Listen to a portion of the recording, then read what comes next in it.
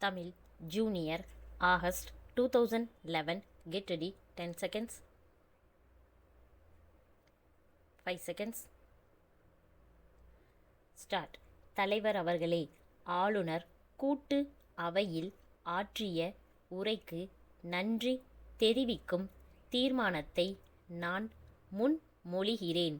முதலில் மலிவு விலை கடைகள் திறந்திருப்பதாக ஆளுநர் உரையிலிருந்து தெரிகிறது. பின்தங்கிய வகுப்பினர் எங்கு இருக்கிறார்களோ, எந்த கிராமங்களில் வசிக்கிறார்களோ அங்கு எல்லாம் மலிவு விலை கடைகளை திறந்தால் ஏழைகள் மேம்படுவதுடன் நம் நாட்டில் இருக்கிற விலைவாசி உயர்வையும் கட்டுப்படுத்தலாம். அரிசி கொள்முதலை சிறிய அதிகாரிகள் நன்றாக கண்காணித்து கொள்முதல் செய்தால் நாட்டில் அரிசி கொள்முதலுக்கே இடமில்லாமல் போய்விடும். நான் அறிந்த வரையில் அவர்கள் உரிய காலத்தில் சரியான இடத்தில் நல்ல விதத்தில் கணக்குகளை வாங்குவதில்லை, அரசுக்கு தெரிவிப்பதும் இல்லை. அப்படி இல்லாமல் அவர்கள் கண்ணும் கருத்துமாக இந்த கொள்முதலை கவனித்தால் நாட்டில் இருக்கிற விளைச்சல் நமக்கு போதுமானது.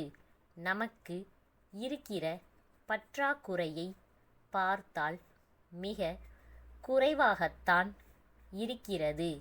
தொழிலாளர்கள் நல உரிமை குறித்து சொல்லப்பட்டிருக்கிறது.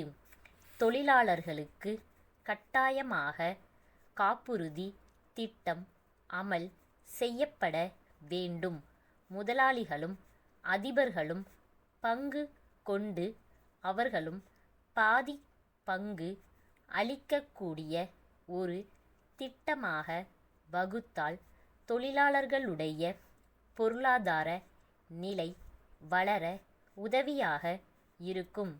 தொழிலாளர்களுக்கு பெரும் முதலாளிகள் வீடு கட்டி கொடுக்க வேண்டும். அப்பொழுதுதான் அவர்களுடைய நிலை உயரும். எங்கள் பகுதிகளில் தொழிலாளர்கள் மிகவும் பின்தங்கி விட்டார்கள். அவர்களை கவனிப்பதற்கு பெரிய அதிபர்கள் முன் வருவதில்லை. சில பெரிய அதிபர்களை தவிர மற்றவர்கள் அவர்களுடைய நிலையை கவனிப்பதே இல்லை. காப்புறுதி திட்டம், வீடு கட்டும் திட்டம் ஆகியவற்றை அவர்களுக்கு அமல் செய்ய அதிகாரிகளுக்கு கட்டளையிட வேண்டும். மேலும் அவர்களிடையே சிறு சேமிப்பு திட்டத்தை புகுத்த வேண்டும்.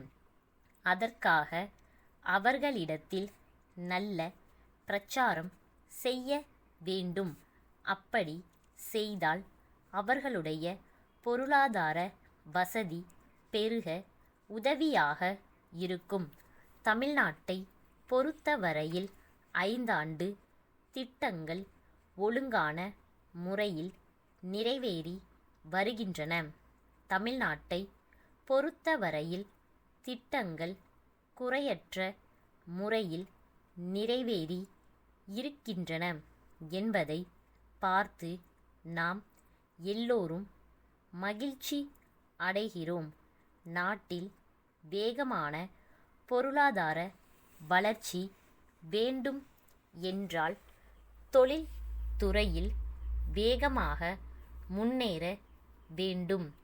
சென்னை முருகன் கூட்டமைப்பிடமிருந்து மதுரை முரளி கூட்டமைப்பிற்கு எழுதிய கடிதம்.